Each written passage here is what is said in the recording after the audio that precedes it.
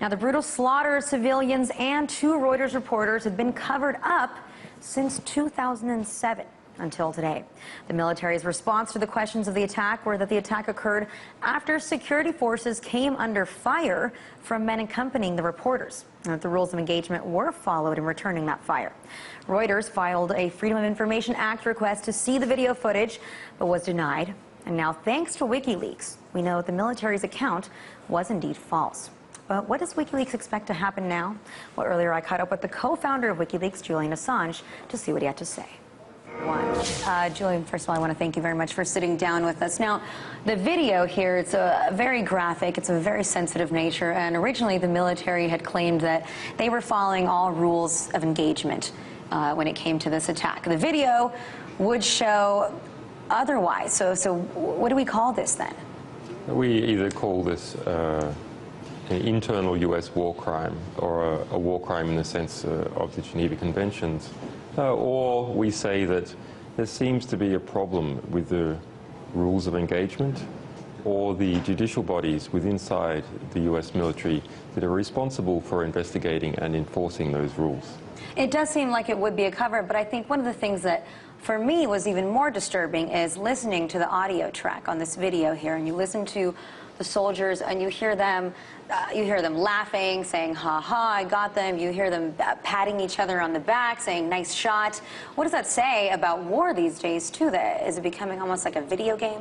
Yeah, it's pretty clear that the soldiers involved, the pilots involved, have become debased by the war, and at some stage their experience turned into just playing a video game and getting high scores by killing people. In particular, there's an event where Saeed, one of the Reuters staff, is crawling, prone and wounded, of no threat to anyone, and there's also no hostile forces around him. And the pilots are saying, come on buddy, just pick up a weapon. All you need to do is pick up a weapon. Because they know in the rules of engagement, that's all they need for them to kill him. But there's actually no military necessity for them to kill him. In fact, he would be, if he really was an insurgent, someone that should be interrogated for information. He might have valuable intelligence information. But they don't want to do that. They just want an excuse to kill. I really want to know, what do you ultimately want to achieve with releasing this video today? Well, we want to show people what war is really like now, what modern war is like.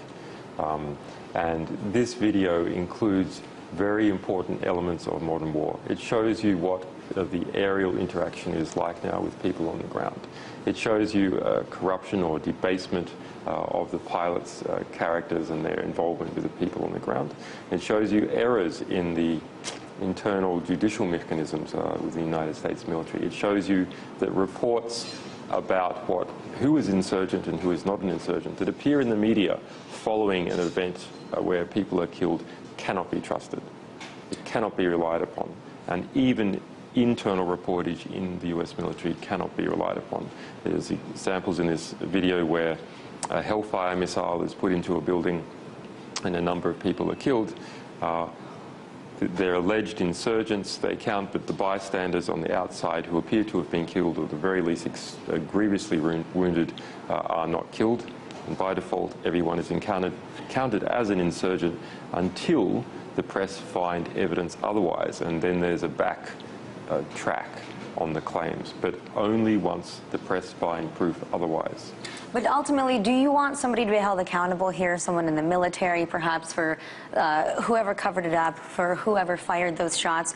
Or do you also want this to be a sign that the WikiLeaks is like a new watchdog, that now WikiLeaks is the place where you can go, where you can find the stories that the normal press won't show other people? You won't just take the story that the military offers you, you would rather look for the real information yourself. That's right. We believe in releasing full source documents to the world, together with analysis to put them in contact and help people to understand them. Because the full source material is what helps keep journalism honest.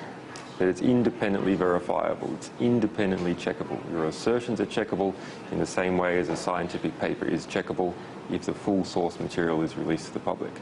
We hope that outside of that, this video is going to result not simply in the prosecution of those pilots or their immediate commanders, but some higher level reform. Every action that those pilots take to kill people, they clear with their commanders first. They ask for permission to attack, to engage, and they get permission to attack and engage. And subsequently, there was investigation stimulated by Reuters' demands, which found that all those actions were acceptable and fell into the rules of engagement, and there should be no prosecution. So the problem is not just a few stray pilots. This is a systemic problem at the company level and in the rules of engagement. But you have to assume that you will be attacked from many sides here, that you're going to have critics, that people are going to question the authenticity of this video. If the video was indeed encrypted, where did you get the technology to break it down, to unencrypt it? How do people know that really it is authentic? We have actually broken quite a few things before. We also broke the password to NATO's master narrative for Afghanistan, which was progress. The video itself, there are multiple ways to see that it is authentic. These include statements by Reuters, local witnesses. They include material presented by a journalist from the Washington Post that was embedded with the ground units that came in afterwards, other aspects of the public record, and internal coherency in the video itself. So there is, and I in fact don't believe that there will be any claims that the video is not authentic. So in that case, why did you decide to hang on to it for as long as you did? Because it isn't necessarily in the character of WikiLeaks to advertise something before you just put it up there. And yet you were tweeting about it, saying if anything happens to us, you know why. It's April 5th video. You held a press conference at the National Press Club. Why in this case did you do that? We always spend time putting material into its context. Our commitment to our sources is not just to protect them, and we have never lost a source.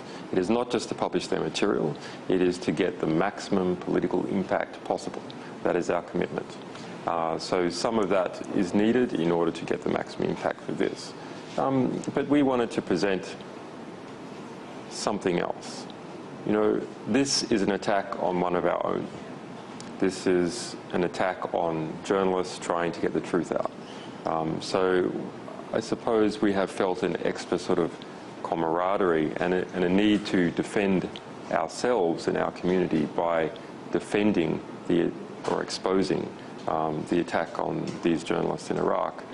And of course, we should also consider that not just journalists died, in fact, a whole bunch of people died, a dozen people died. Civilians, children.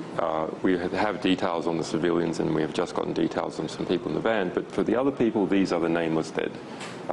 They all have stories, we don't know what they are. They certainly all have families, and that is a long-term problem with war deaths that we don't really know what they are or who is involved. This is a case where we can see some of the people by virtue that they are journalists. And we also know for sure that the journalists aren't insurgents. They are doing their full-time job. So there can't be any claim that they were insurgents. One last question very quickly. Do you expect this to be on the evening news everywhere tonight? Do you expect the Pentagon to issue an official reaction or statement? They have not issued a statement yet when they have been questioned today. I do expect this will be on quite a few news channels. It is interesting that there hasn't been anything yet on US TV. However, NBC was at our press conference and did film it. So that will be quite interesting. I expect that TV channels all over the rest of the world will certainly play it.